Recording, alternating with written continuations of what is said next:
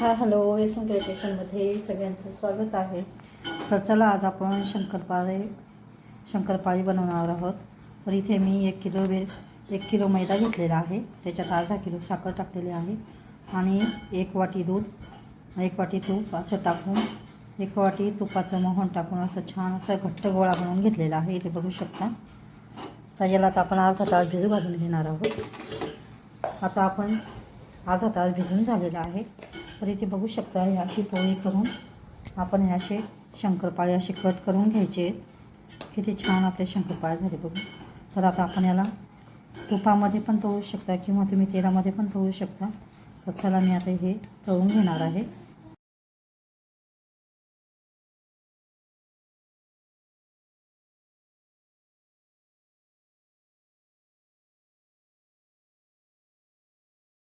तर इथे बघू शकता तेल आपलं तापून झालेलं आहे. आपले शंकरपाळे वरती आलेले आहे.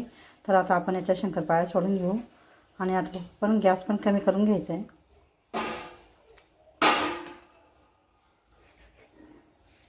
आणि थोडेच टाकायचे आहेत, जेवढ्या मावतील तेवढ्या.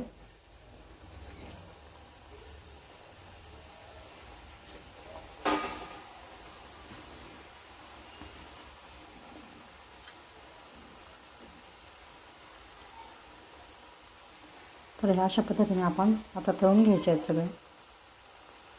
2-3 मिनटं झाली की आपण त्याला खालीवर करायचे आहेत. कमीच गॅस ठेवायचा आहे म्हणजे आपल्या शंकरपाळी जळणार नाही. तर इथे बघू शकता अशा छान आपल्या शंकरपाळी असे तळून झालेलं आहे.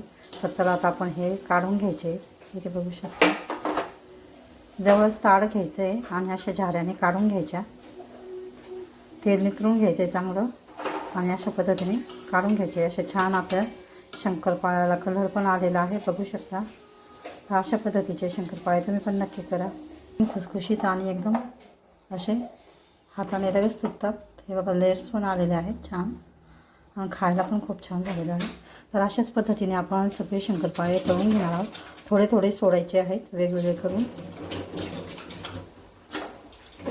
आणि मग मध्यम गॅसवरच असे तळून घ्यायचे. असे छान आपले तळले जातात.